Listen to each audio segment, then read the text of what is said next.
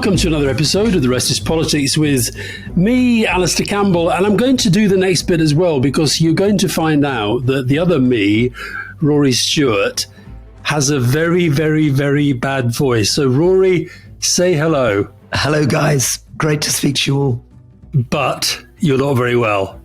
Well, I don't know. I mean, I think it makes me sound kind of sexy, doesn't it? No. I mean, I think it's more sort of warthog, really. Oh, grumbling warthog, yeah. No, listen, I guess what it means is that I should probably do most of the heavy lifting here, but I don't want to cut you out too much. Well, this is your big chance to do a kind of big rant about Eton and austerity, and I won't be able to respond. Can I throw the Northern Ireland Protocol as well? Get that in. Well, look, there is a lot to talk about, but I think we should first of all do a little bit of rebuttal. I was when you said last week that you were saying that Rishi Sunak had only been an MP for 7 years and Keir Starmer came in 2010, and I thought, is that right? Because in fact, it's amazing. Keir Starmer also came in 2015. Goodness. Isn't it? Amazing, isn't it? So that's a sort of, I think, sort of proves the point double over, doesn't it? Yeah. Because even somebody like Keir Starmer, who I see as quite an established politician, in historical standards, has barely been there at all. I mean, to become the leader of a party was usually a pretty long slog. And people like Tony Blair and David Cameron seemed very much the exceptions in getting there quite quickly. But I guess even Tony Blair didn't get there that quickly, did he? How long was it? He was an MP for quite a long time, and he worked his way up through the shadow cabinet, employment, then Home Office, and of course, if John Smith hadn't died when he did, then Tony would have, carried on, probably still being in Gordon Brown's shadow for a few more years. Amazing. The other bit of rebuttal, Fiona ticked me off because she says I asked you the wrong question about the Kohinoor diamond. It wasn't whether we should give it back to India. It was whether Camilla should wear it in her crowd. Ah, right. I think the answer is probably just as well. I mean, none of my business, but I would have thought that she'd probably be tempted not to. Because of the diplomatic niceties? Yeah, and I my sense is that she may not actually be very interested in wearing bling diamonds in the crown anyway. Okay. And the third piece of rebuttal, again, I'm afraid from Fiona, is that she wasn't happy with you decrying Powis Castle because you were saying that Powis Castle has these very simplified slogans about the history that it represents. So she's been scouring their website, and she says they've actually got a very balanced and deep history, and she's now insisting that we go there. Well, we should definitely get it together. I think the way to get the compromise with Fiona is to say that they're doing a better job and they're adjusting better now. But the origins of this fight came out of pretty simple signage. And I think the National Trust is now making a much better effort to balance these stories and make more interesting, complicated stories. Good. And I'll let Fiona be a better judge of whether your voice is sexy when croaky.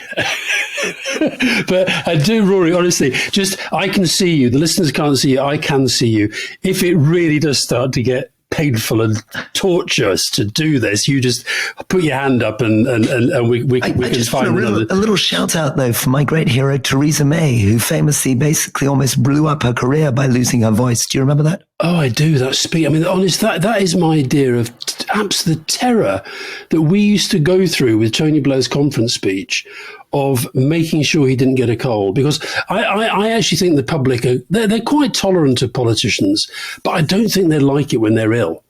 And to have a big speech like the conference speech, as you know, it's so important for a party leader. And I did feel very, very sorry for Theresa May. The only time Tony was ill a couple of times doing big speeches, but he sort of managed to get it up and at least get his voice in good nick, because that's the most important thing. Yeah. So just to remind what I like to call our readers, it was March the 12th, 2019. She was making her very big Brexit speech in the House of Commons. And she lost her voice halfway through that speech at the most important moment of trying to get that through. And lots of suggestion that it might have been psychosomatic, but it looked to me to be very, very physical. The voice had literally just gone. Now let's talk about another Conservative politician who didn't lose her voice in her rare appearance in the House of Commons yesterday, and that's another Conservative Home Secretary, Suella Braverman, who finally deigned to appear in the Commons.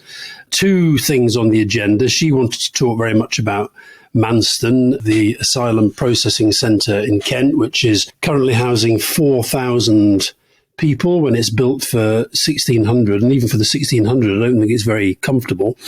It's certainly not meant to be. But also, of course, under attack because of her use of her private email account to be shipping out often sensitive and confidential documents to people who shouldn't be seeing them, which, of course, is what led to her resignation 6 days before being reinstated by Rishi Sunak. So I don't know whether you caught any of Suella Braverman's performance yesterday, Rory. I just caught little bits on Twitter, but what was your sense of the whole thing? My sense of it was that she was very, very robust. She was basically going into that crouch position of anybody who comes at me, I'll have a go.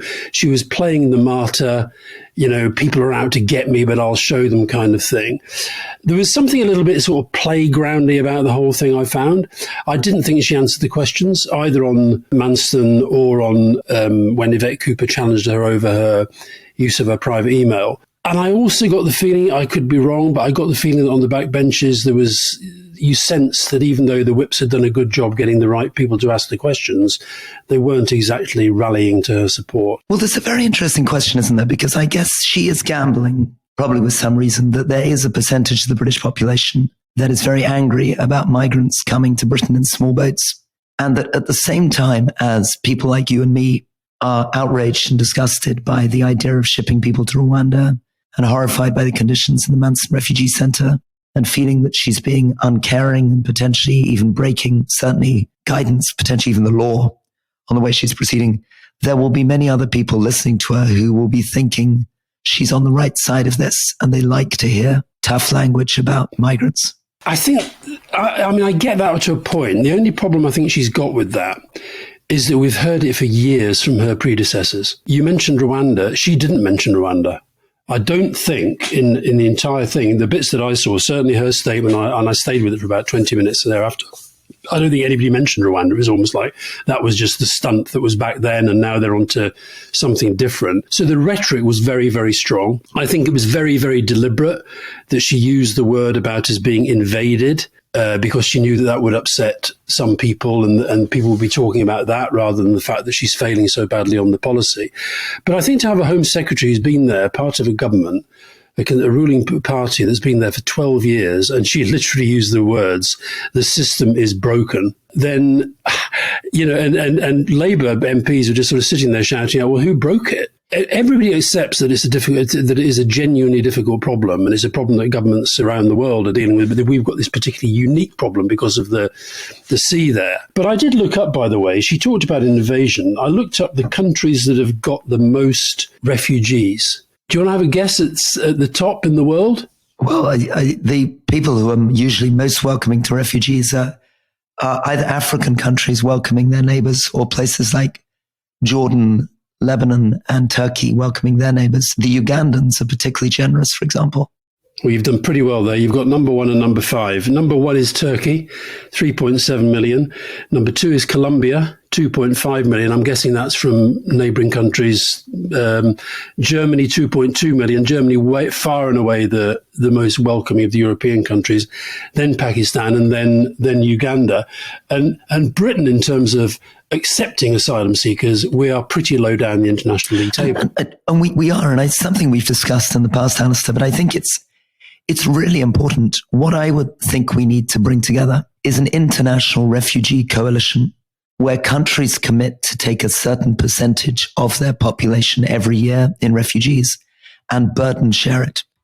So get the Europeans, the UK, the United States together and do what was done at the end of the crisis, the Vietnam boat people at the end of the Vietnam War, which is to have a predictable system where each country undertakes to take a certain number of people. And I think that's very doable. And I think the current system is dangerous, unfair, unpredictable, unjust. And I really would call on Rishi Sunak to take this opportunity to chair a global meeting where we get all countries to sign up to a target of the number of people they're prepared to take as refugees. I mean, I think that sounds like a great idea for a world that felt very different to the world as it is now, because we'll no doubt talk about the election in Brazil, but you look at people like Bolsonaro, you look at the state of politics in America with Trump still so dominant within that debate, you look at populism in some of the countries in Europe as well. I worry about who would police that, who would run that. You'd expect the United Nations to be able to step up and do, but the United Nations seems it's not powerless in these circumstances, but it's not getting a grip in the way that you're suggesting. And it's a very odd, the global system. So I would propose that we signed up to a target of 0.05% of our population every year, which in the case of Britain might be, I suppose in terms of additional asylum seekers might be 40,000 people a year. And Canada's already well above that. Biden's United States is well above that. But there are real exceptions. Japan, for example, takes basically none at all. In fact, most of Asia takes almost none at all. The extraordinary statistics, places like Sweden and Luxembourg combined take more than the combined populations of countries with 3 billion people in them. So there's an extraordinary discrepancy between those countries that you named and some of the most generous European countries. And yet Japan has got this reputation for being one of the world's leading countries when it comes to external aid. They're very generous on external aid, but incredibly anti-immigration. And they're also the country whose passport is welcomed in the most countries in the world without any visas. If you're a Japanese citizen with a Japanese passport, you can land almost anywhere with no checks or visas. One thing, though, I wanted just to stop on very, very quickly is to try to think about what we could do in relation to these migrant boat movements. Because the statistics are amazing. So for people who aren't based in the United Kingdom, the BBC suggests that in 2018, there were barely any people crossing at all. In 2019, it looks like from the graph, there are maybe about 1,000. By 2020, it was beginning to creep towards 9,000 a year. By 2021, it had leapt to almost 30,000 a year. And by this time in 2022, we're crossing 40,000 migrants a year, crossing in small boats. And most of them come, as I think you mentioned on the podcast before, from Albania at the moment, with Afghanistan and then Iran and Iraq behind that. I think what's happened is that what seemed like an incredibly dangerous and difficult crossing with an unsure outcome for those who were taking it has become a very heavily marketed route. We talked to Eddie Rama, the Albanian Prime Minister, about it, if you remember, when we did the podcast interview with him. And he I'm not being overly critical here, but it struck me that he didn't know all of the answers because he couldn't establish where, this sounds odd, but where all these Albanians were coming from, because the figures of the Albanians crossing the Channel were bearing no relation to the figures of the Albanians who were leaving Albania. So these were people of Albanian heritage who were living already in different parts of Europe or were coming through Europe, and then, for whatever reason, were paying considerable sums of money to be shipped to Britain. This is one of the things that is difficult about this, of course, because more than 3/4 of the people crossing seem to be young men, according to this BBC article that I've been reading. And of course, they are by definition people who've made it to safety in France. So there is a strong argument that I would try to make that a fairer international system would involve Britain committing to taking, let's say it's 40,000 people, but targeting places like female judges trapped in Afghanistan rather than young men who are already safe in France and want to make that final hop across. Well, the other point to make is they were safe in Albania. Right. That's the. I also do think that. I mean, I have been thinking deeply about the question we had on the Q&A from David Harvey last week about my inability to get through an episode without talking about Brexit. But I think Brexit has complicated the arrangements for sending them back to the country in the European Union in which they first landed, because that was part of the arrangements that existed when we were inside the European Union. But I don't minimise the problem. The other impression I had... Sorry, Alastair, can I very quickly correct myself? I'm sorry. The BBC article points out that 75% of them are men, but they're mostly men between 18 and 39. Yeah. Yeah. The other impression I got from Suella Braverman, which I think I understand why she sort of felt she was back against the wall, she was going to go out fighting. I actually think she should have been far more emollient and far more cooperative with Labour, because she yet again just tried to turn the whole thing into an attack line. She basically said Labour wants all of them to come in. Labour wants to put them all up in 5-star hotels, was the kind of the impression that she was trying to create, and turning it into yet another kind of polarising divide. I think after 12 years, when you think we've had the hostile environment, we had Theresa May doing some pretty unpleasant stuff to create that sense of the hostile environment.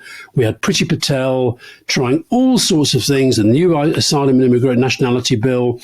And I think that there comes a point where a Home Secretary, I just think, has to realise that this is a really, really difficult problem, and people will, I think, give her quite a lot of sympathy if she tries to deal with it in a serious, grown-up way. I think the minute that you try and turn it into just another polarising political football, I think you lose the argument. Well, the key thing, presumably, is getting the relationship right with France. Absolutely. And I think that's where Rishi Sunak has been making some much more positive noises. I mean, he's changed that rhetoric, which we were complaining about, you were complaining about, particularly of Liz Truss saying she wasn't sure. The jury was out on whether Macron was a friend, towards much warmer language towards France. Mm. But clearly the only way really to solve this is with the consent of the French authorities, because at the moment relationships between Britain and France are broken down so much that the French police are simply turning a blind eye to people getting in boats from the French coast. Although Suella Braverman yesterday and Robert Jenrick today were giving quite a lot of data about boat journeys that the French have stopped. So I think you're right that I think they're trying to at least warm up the rhetoric, if not the reality of the relationship between the two. What do you make of the other point at which Suella Braverman has been in a lot of trouble, and that's this whole business about her communications and her private communications, and whether she can actually be trusted with sensitive information? I think there's a real problem. I mean, I think she's indicative of a much bigger problem, which is how loose government security is in general. Mm. It's absolutely extraordinary that when I was a cabinet minister, looking back on it, I was allowed to keep my phone through that period. We now know that Pegasus and these other programs are able to access people's phones very, very easily. This was originally, I think, a company that had very strong links into Israel, technology that was sold around the world. It was used to spy on Catalan independence leaders. And it appears Liz Truss's phone, which was the other story here, as Foreign Secretary, was compromised. I remember going into a meeting when I was on the Defense Committee, a meeting in the Middle East with a Gulf state, and handing over my phone. And when I got it back, the battery was draining in about half an hour because they put so much spyware onto the phone. It was projecting in every direction. So I do think it's extraordinary. I mean, proper grown-up procedures from any serious security-minded people would have involved all ministers having their personal phones removed when they became ministers, being given properly checked telephones, and very, very serious security training, which we never received. I was, as a Privy Councillor, you'll remember that, we are shown secret documents. I was in a slightly different position because I'd been a civil servant. I'd been in the Foreign Office, so I had some sense of the classification of these documents. But I don't remember any proper training, serious conversations about what these classifications meant, what you could share, what you could say, what you couldn't. And I think Suella Braverman, she was sharing something called a written ministerial statement, and claims that what she was trying to do was share it with someone in her parliamentary office. So a written ministerial statement is not one of the most secret things in the world, but it's certainly a big, big breach of the ministerial code. And I think the cabinet secretary was right to call it out. But there's a much bigger problem there, which we're not beginning to deal with. No, I agree. And also, I don't think it was that much better in my day. I do remember getting a sort of briefing, but it really boiled down to, be very careful what you're saying on the phone. And it basically assume that somebody's listening that you probably wouldn't want to be listening. And likewise, I think as emails started to come on stream, there was much more, there were just sort of the occasional warning. And certainly there were some countries we went to when we came back that somebody would come in and take your phone away and then come back and what have you. I remember once in Moscow, I don't know if you've been to the British Embassy in Moscow, and there's a part of the embassy that they sort of say is absolutely 100% secure, and you can have an absolutely full and frank conversation in there. To which, the obvious rejoinder is, well, does that mean that the rest of the building is completely unsafe? And of course, they sort of shrug their shoulders and say, well, yeah, probably. Yeah. But I think that the other thing I would say about this, I mean, I can remember when you always used to see, even when he was Prime Minister, seeing Johnson wander around, and lots of pictures of him just on his mobile phone. And he was basically, that was like basically an open invitation to security services around the world to say, come and get me. And I don't think we're being particularly clever about this, but I think it is at least worth reminding people that Tony Blair, when he was Prime Minister, literally for the 10 years he was Prime Minister, did not have a mobile phone. And that was because we assumed if he did, he would be targeted. And it's extraordinary how it's not just UK politicians. Remember, there's very good evidence from WikiLeaks that the US government was spying on German politicians through their telephones. Angela Merkel, she raised it with the president, didn't she? She's listening to Angela Merkel's phone. Also, remember Hillary Clinton got in big trouble for using Gmail to send messages. I see that the COVID inquiry is inquiring after Mr. Johnson's WhatsApp messages. That'll be interesting. Yeah. Well, there's been extraordinary things. I don't know whether you follow this. Every time they ask for these messages, it doesn't matter whether it's Colleen or whether it's Boris Johnson or any of these people. Everyone claims they've lost their phone or accidentally deleted their WhatsApp messages. Or there was a particularly grisly man. I don't know whether you remember. He was an MP who was called Mike Hancock, not Matt Hancock. I remember Mike, a Liberal Democrat. Yeah, Liberal Democrat. Yeah, so he was famous for a number of things. Famous that when he was on the Defense Committee, he managed to employ a young Russian lady who he was sleeping with, who managed to access information from the Defense Committee. But also that he had become a great champion of the cause of, I think it was the Azerbaijani government he became very close to, and would go out and say their elections were perfect before the polls had even reported. And he was so popular with the Russian embassy that they would put out amazing sort of tweets praising him for being the only balanced man in British politics. So there was a question of how many trips he'd made to Russia, and he claimed not to know. So then somebody asked to see his phone, and he claimed to have dropped it off the side of the boat on the way back to Britain.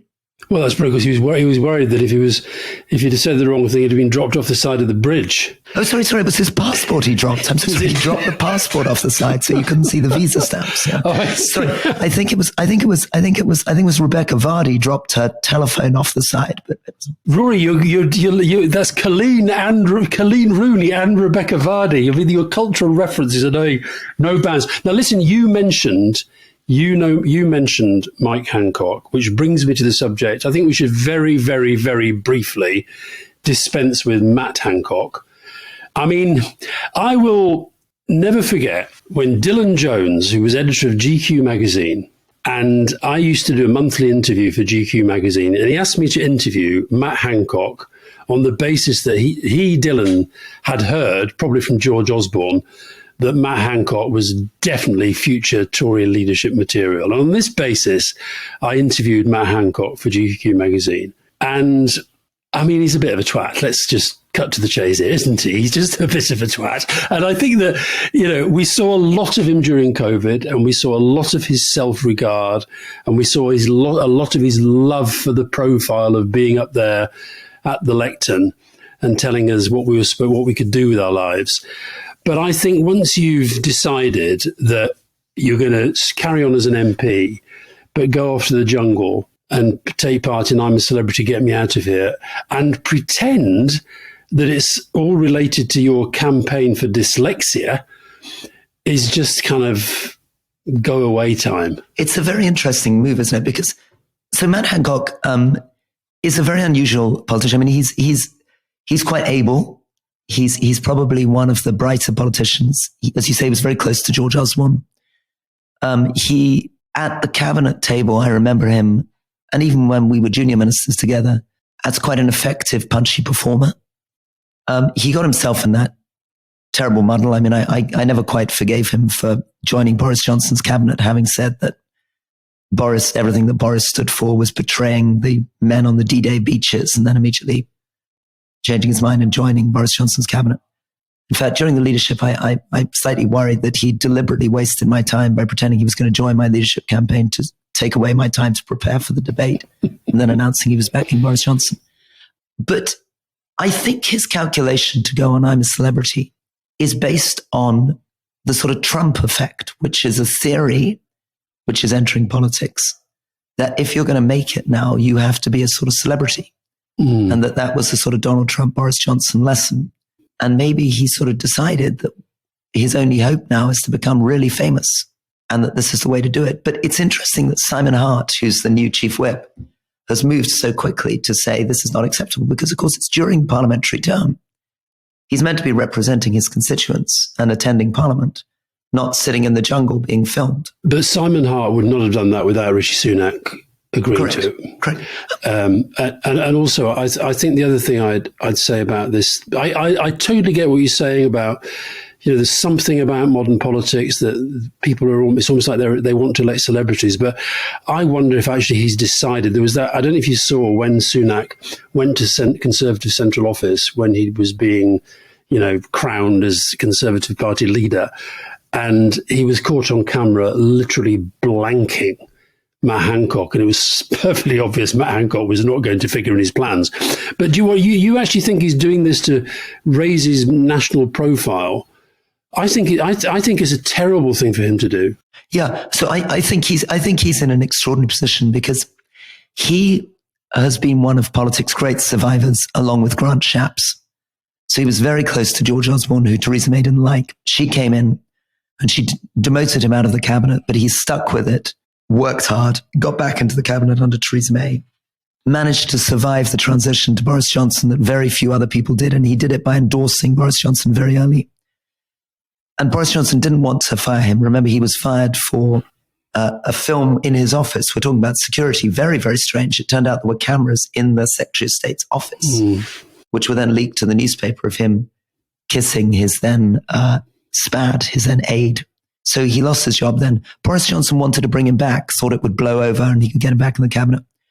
And he will have very much hoped that Liz Truss would put him back in the cabinet and that Rishi Sunak would.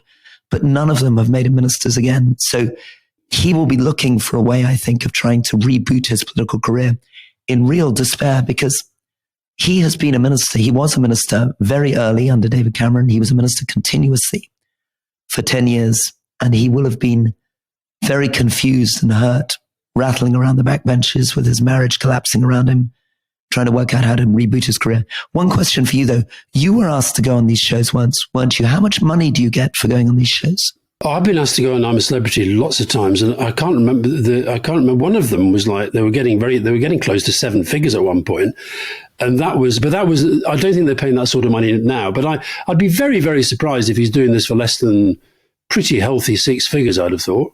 And unless, of course, they think they can get politicians for free, because one of the things that I've noticed is that when you're a politician, for example, you write an article for the newspaper, they don't pay you because they know that politicians are so desperate for media coverage, they don't have to pay them. I think it's probably a way of balancing your budget. If you get a politician in and you don't have to pay them.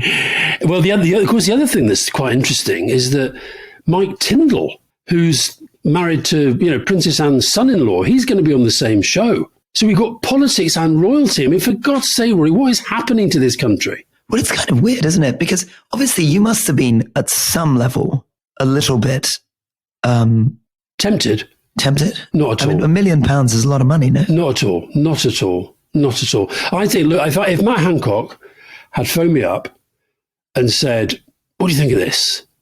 I would have said, well, Matt, up to you. But I would say, if there is ever a choice between money and reputation, go for reputation. Now, maybe he thinks it doesn't matter anymore, but he's got a book coming out about his, presenting himself as the sort of savior on COVID. I thought one of the most telling reactions to the news that he's going on this TV program was from the COVID-19, the bereaved families, who were basically saying they saw this as him cashing in on fame that he earned doing the job he was meant to do very, very badly. And I think this trashes his reputation, but I could be completely wrong. Well, so the person who did this before in 2013 was Nadine Dorries. Yeah. Who went on I'm a Celebrity. And that was fascinating. I mean, she denied on Twitter after an interview with Andrew Neil that she'd been paid £40,000 for her appearance. And then later had to apologize 4 months later because it turned out that actually she'd taken £142,000 and a profit of £82,000 into a company called Averbrook, which was her own company, which she hadn't declared. I mean, it's really dubious stuff. Wow. And Johnson still put her in his cabinet. Well, that doesn't surprise me at all. November 2013, she was refusing to declare her fee. June 2013, she was on Twitter denying that she'd been paid $40,000. And then she had to admit at the end of the year that she'd actually been paid nearly $142,000.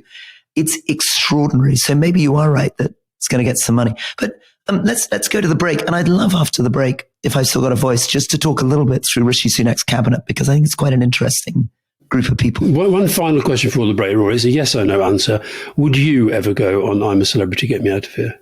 I don't think so. I don't That is not a no, Rory. I want a straight no.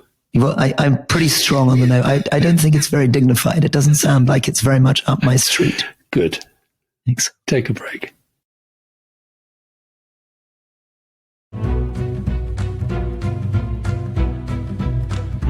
So welcome back in a very croaky voice to The Rest is Politics with me, Alastair Campbell. That's a joke. And me, Rory Stewart. Very good. Thank you very well. You want to talk about Rishi's cabinet, Rishi Sunak's cabinet? Yeah. So interesting group of people. So first thing is, of course, something we've talked about before, which is the longer you're in government, the Conservative Party, as you keep pointing out, has been in for 12 and a half years now. You start recycling people, many of whom have been through scandals in the past. So there are people who he's brought back into the cabinet who've been through some pretty difficult scandals and are sort of survivors. That's something maybe we can talk about when we talk about Brazil and Lula.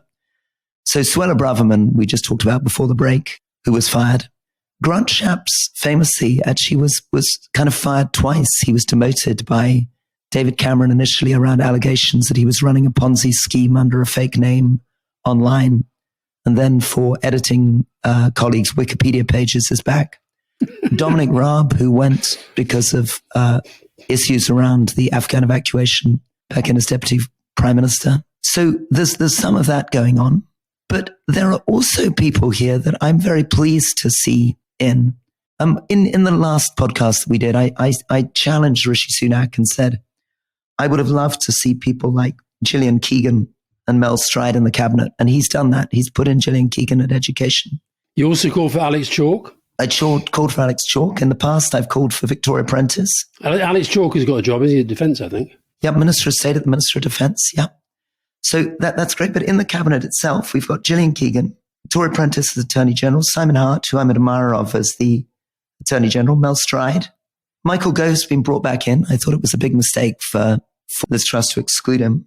And Andrew Mitchell, your friend, has come in to do development. And then there's other people who joined with me, like John Glenn, your friend Johnny Mercer, still in, Tom Tugendhat, attending cabinet. You've named both my Conservative friends, Rory. Both your Conservative friends, right. So it's an interesting cabinet where he's having to balance, but I think it is more of a team of rivals than we've seen under Boris Johnson. Oh, for sure. Because yes, there's Dominic Raab and Suella Braverman, but he's got Jeremy Hunt in as Chancellor. And he has made an effort to bring back in people who would be seen as being more from the One Nation left of the Conservative Party, more balanced group. There is a theory with Suella Braverman, which I've seen several people speculating, that he felt he had to bring her in because of her position within the ERG, but he knew that she would blow up very quickly. And that strikes me as a big risk for him, because one of his and Jeremy Hunt's big things is going to be that they're more competent than Truss and Kwarteng, which wouldn't be hard. But if his first defining issue, obviously the big defining issue is going to be the financial statement, which is coming up in a week or two. But if the other thing is Suella Braverman exploding and eventually having to go, it doesn't really do much for his reputation. No, I think that's been very difficult, though. I believe the reason that he had to bring her in is that it was the only way of guaranteeing that Boris Johnson got knocked out.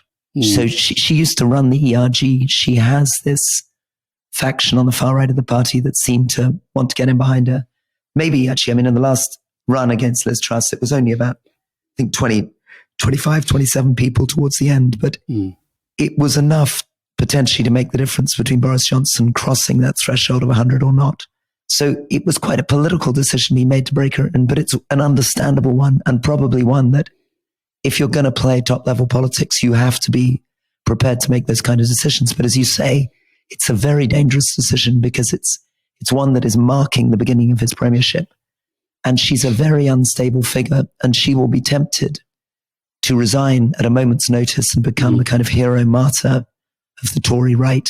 And replace David Frost in that role and get another whacking great payoff as well. The other person you didn't mention of the retreads is somebody else who's got a bit of a track record on breaches of security, and that was Gavin Williamson. Now, my money, I had a little, my son, as you know, likes to flutter in a way that I don't, but we were just sort of having a natter about who we thought would be the first to resign. I think Braverman has to be favourite. I think the look on Penny Mordaunt's face on the front bench says to me she's fit, looks pretty fit to explode of having that he kept her in the same job. And I just wonder whether Williamson's another one who's a kind of hand grenade waiting to go off, because once you've got form for doing very silly, potentially dangerous things which break the ministerial code, break issues of national security and so forth, then the chances are, if you've got away with it, you'll do it again. Well, it's very odd, isn't it, that people seem to be forgiven in politics in that way and retreaded through. I mean, I think it's a sense that, firstly, there's a very limited, as it were, gene pool. They have to take the cabinet out of the MPs, which is, I think, one of the real problems in the British system, that you have a very limited pool of talent from which to take your cabinet. And the second thing is that there are all these personal friendships and loyalties. Then there's the question of how you organize your leadership team. So was he using Gavin Williamson and Grant Shapps to do his numbers for him and run his spreadsheets and do his whipping for him? Therefore, he felt he had to reward them. Then there's the question of balancing the party.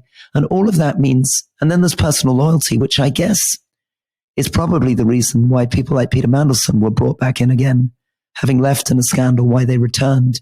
Is that right? That it's a combination of not having that much talent available and also feeling personal loyalty towards people that they resign and bring them back again? I think they're both factors, but I think your point about the talent pool being pretty narrow is a big one.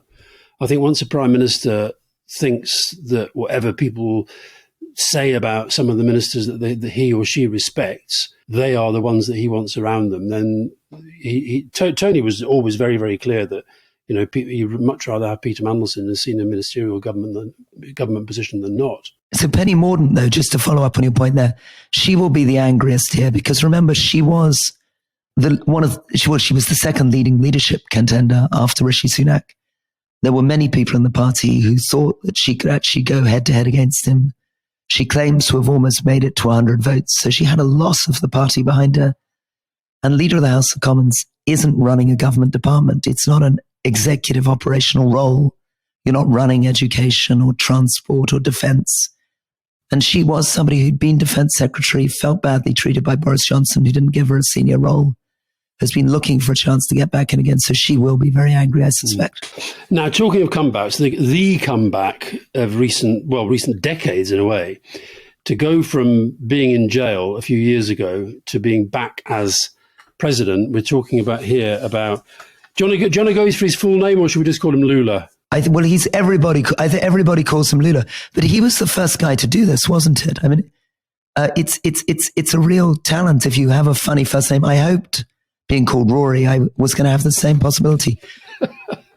There was a small campaign called "I'd Go Tory for Rory," but anyway, his full name seems to be Luis Inácio Lula da Silva. That's the one, and he was president from 2003 to 2010, actually very, very popular at the time.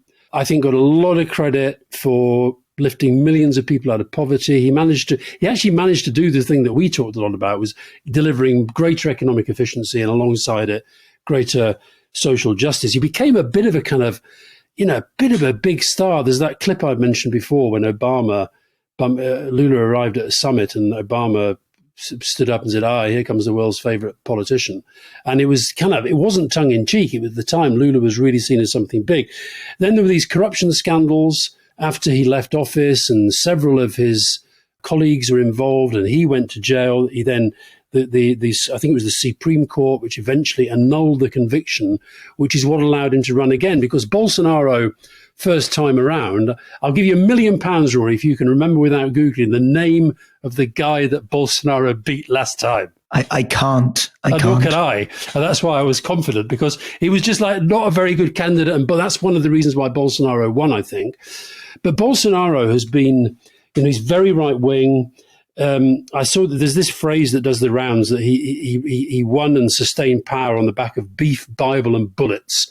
Beef is agribusiness, and in particular, the deforestation of the Amazon, of course, which most other world leaders have decried him for, but which he has basically said is Brazil's business, and he literally means it's Brazil's business. Then the Bible. I'm always stunned by how these far-right leaders seem to have so many God-fearing people behind them, and certainly he has all the evangelicals. And then bullets, there's a gun-owning lobby, as there is in America, and he has made it a much bigger lobby because gun ownership has spread, but also the police and the military. And I think there was a lot of worry around the other day when they were putting up all these roadblocks, and it looked like they were stopping people from voting and so forth. So he's still got an awful lot of a following. So you couldn't really get to. We are talking here about two extremes. I mean, Lula's pretty left wing. He's from a trade union background, and he's the Workers' Party. But I think the other thing that people underestimate, he put together a coalition of different parties who were united in one thing, and that was to get rid of Bolsonaro. Now, once they see the back of him, holding that coalition together will not be easy at all. Just to go through some of the stuff around Lula, I mean, it is a pretty remarkable story, and a reminder. I mean, Brazil, of course, is it's a major economy. It's been one of the major economies of the world for over 100 years. But the experience of Lula's own life is a very, very different story from the story of politicians in Western Europe, and a reminder of some of the gaps between Latin American politics and British politics. So he didn't learn to read until the age of 10. Mm. His first wife and his first son died of hepatitis. His first job was at the age of 12, when I think he was shining shoes. He lost, I think, a finger in an industrial accident. Mm-hmm. So very, very rough, tough early life. Met his current partner in prison. And he came into a system where, since a military coup in the mid-60s, every president of Brazil had been a general. And he's not like these young radicals we've been talking about in Latin American politics who get first elected in their early 20s, or indeed on the right in Italy, in the case of the current Italian leader elected in her early 20s. He's a guy who fought his way up through his 30s in the trade union movement against this military regime, and then pulled off this miracle of helping to get the first civilian president in, standing repeatedly. I think he lost 3 times running to be president, finally made it, and then did this extraordinary thing of lifting nearly 20% of the country out of poverty. No, he was seen. I think he left when he left office. His approval ratings were pretty high for a leaving president. Bolsonaro becomes the first Brazilian president since dictatorship not to win a second term, which is a record he will not enjoy at all. And of course, he is the guy who he was an ex-military guy, and he basically thinks that it's been a failure. One of the reasons he hates Lula is that he doesn't think that Lula stands up for the record of the military dictatorship. And this is a guy who thinks that the military dictatorship was a good thing. And of course, the military support him hugely. Just sort of very quickly, the other reason, of course, many of us are very excited by Lula's election, I mean, notwithstanding his sort of many other issues of his past, is his environmental policies. Brazil is, of course, the breathing lung, the Amazon rainforest, the breathing lung of the world. And Lula has been much more committed to conservation and protecting the rainforest. Absolutely. No, and Bolsonaro became utterly Trumpian in his contempt for anybody who tried to say it was anything other than the business of Brazilian business as to what happened to the Amazon. But I'm afraid it is almost certainly true that he was connected with corruption. The number of corruption scandals that surrounded him and his office and his main ministers, regardless of the final prosecution and his release and his 500 days in prison, Lula surrounded himself, to put it politely, with a lot of very, very corrupt people. And that is a big issue going forward in Brazilian foreign politics. And well, the other thing, one of the reasons why it said that Bolsonaro was able to come back, if you remember the polls before the first round, Lula was not out of sight, but he was well ahead. But Bolsonaro had this huge slush fund where public money was going out to all sorts of people who were basically helping him in the campaign. The other thing which I hadn't quite realized, I read a piece the other day about the extent to which fake news in Brazil is apparently worse, much, much, much worse than America. Most people are consuming their news on these private networks, and Bolsonaro absolutely masterful. Well, so encouraging. I mean, to be honest, given that we talk a lot about an age of populism, in a sense, Biden's victory against Trump, Lula's victory against Bolsonaro, and Boris Johnson being chucked out after 2 years, all these things show that even in an age of post-truth and polarization, there are still countervailing forces. My God, how close was it, though? 50.9 to 49.1 in a country of 150 million voters. Incredibly close. And if 110,000 votes had gone differently with Trump, he could have taken it. Absolutely. And Boris Johnson, if he just made it through that 100 level, could be back in as Prime Minister today with the support of the Conservative Party in the country. So yeah, it's a daily fight. We should also perhaps mention this. We're recording this on Tuesday. There's 2 other elections going on today, and both of them have got very interesting comeback stories. I can remember way, way, way back. It might even been as far back as 1997 in our first year. It was certainly very early. And I remember John Holmes, who was Tony Blair's main foreign policy advisor, and a great guy. And I remember the first time we met Netanyahu and said, "What do you think of Netanyahu?" And he said, "He's a 24-carat bullshitter." And this was back in the last century. And here he is coming back. It would seem possibly yet another comeback. And he's another one. He's got 3 outstanding corruption charges against him. He's got cases going through the courts now. And if he does get back on the back of today's election, it's going to be with this very right-wing, radical, religious, extreme outfit, including one guy who I think has been convicted twice for incitement to racial hatred. I do think one thing that I'm hoping is that the Liz Truss stepping down will mean that her threat, which was very serious, and she was pushing very hard on to move the British embassy to Jerusalem, which would have caused real disruption. Remember, only Trump and a couple of tiny countries had done it, and would have totally broken the UN Convention on Jerusalem as a shared city. Hopefully that's gone out the window, and hopefully now Rishi Sunak will return to a more central position in Middle Eastern politics, and there'll be a lot of relief amongst British diplomats that Liz Truss has gone. One thing that we haven't talked about, which we should probably do in the Q&A, is, I'm glad we haven't in a way, because I find him one of the most annoying, obnoxious, narcissistic, attention-seeking people on the planet, and that's Elon Musk and Twitter. But we probably should talk about that on the Q&A, and we did get a lot of questions about it this week. But I briefly want to mention Denmark, because we did talk a lot about the Swedish election, and there's an election in Denmark. Have you been following this at all and how it came about? No, tell me all about it. Well, basically, Mette Frederiksen, the Prime Minister, got into all sorts of trouble because she ordered the cull of 17 million mink during the pandemic. And then in the disposing of them, there was all sorts of stuff about whether it was going to contaminate the water and so forth. And eventually we're back to the whole thing about coalitions. And, if you've watched Borgen, anybody who watched Borgen knows that Danish politics, you're always dealing with coalitions.